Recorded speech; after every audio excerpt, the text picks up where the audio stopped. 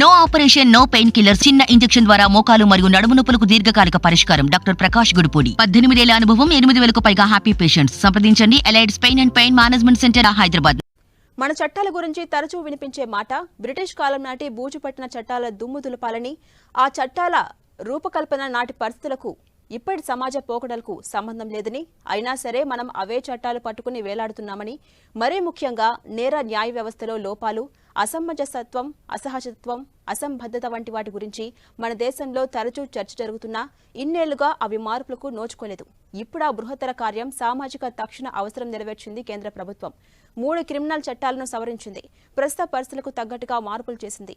నేరాలను అరికట్టేలా, దోషులను శిక్షించేలా, అమాయకులను రక్షణ కల్పించేలా కీలక సంస్కరణలు చేసింది కేంద్రం.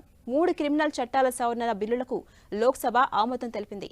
భారతీయ శిక్షా స్మృతి ఐపీసీ, నేర శిక్షా స్మృతి సిఆర్పీసీ, సాక్ష్యాధారాల చట్టం ఎవిడెన్స్ యాక్ట్ స్థానంలో భారతీయ న్యాయ సంహిత బిఎన్ఎస్, భారతీయ నాగరిక సురక్ష సంహిత బిఎన్ఎస్ఎస్, భారతీయ సాక్ష్య అధినియం బిఎస్ పేరుతో కొత్త బిల్లులు తీసుకొచ్చింది కేంద్రం.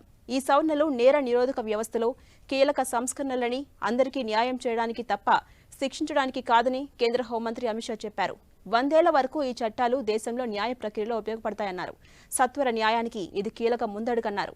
ఓ బాలీవుడ్ సినిమాలో ప్రఖ్యాతిగాంచిన తారీఖ్ పే తారీఖ్ డైలాగ్ను ప్రస్తావించిన అమిత్ షా, విచారణ రోజుల తరబడి సాగడం నేర న్యాయ వ్యవస్థకు శాపంగా మారిందని చెప్పారు.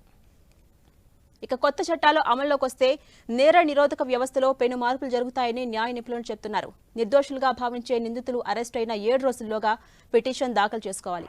ఆ 7 రోజుల్లో న్యాయమూర్తి విచారణ జరపాలి. 120 రోజుల లోపు ఆ కేసు ఖచ్చితంగా విచారణకు రావాలి. గతంలో దీనికి కాలపరిమితి ఉండేది కాదు. నేరస్తుడు నేరాన్ని అంగీకరిస్తే శిక్షాకాలం తగ్గుతుంది. 30 రోజుల్లోగా విచారణకు సంబంధించి అన్ని డాక్యుమెంట్స్ సమర్పించాలి. పేదలకు న్యాయం జరగడానికి ప్రధాన అడ్డంకిగా మారుతోంది వారి ఆర్థిక పరిస్థితి. ప్రభుత్వం, న్యాయ వ్యవస్థ, పోలీసు వ్యవస్థ న్యాయం ఆలస్యం కావడంపై పరస్పరం ఒకదానొకటి నిందించుకుంటున్నాయి. కొత్త చట్టాల ప్రకారం 3ంటికి బాధ్యత ఉంటుంది. సవరణల ప్రకారం యాక్సిడెంట్ చేసి పారిపోతే 10 ఏళ్ల జైలు శిక్ష వేస్తారు. అదే యాక్సిడెంట్లో గాయపడిన వ్యక్తిని ఆసుపత్రిలో చేర్పించి వైద్యం అందించే ఏర్పాట్లు చేస్తే శిక్ష సగానికి తగ్గిపోతుంది. అలాగే మూకదాడికి ఉరిశిక్ష పడుతుంది. దేశద్రోహానికి జీవితకాలంగా ఉన్న శిక్ష 7 ఏళ్లకు తగ్గిపోతుంది.